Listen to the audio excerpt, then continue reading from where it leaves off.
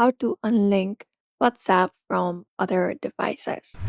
Hey everybody and welcome back to our channel. In today's video, we will be guiding you through that process in order to do so. So let's just get started without any delay. You may just head over and open up your WhatsApp app on your main device first on your mobile phone for easier access. And once you open it up, what you can do is you can tap on the three dot in the top right corner on your Android device. After you tap on it, a menu pops up on your screen. Now you just need to head over and select the option of link devices from the given options and tap on it.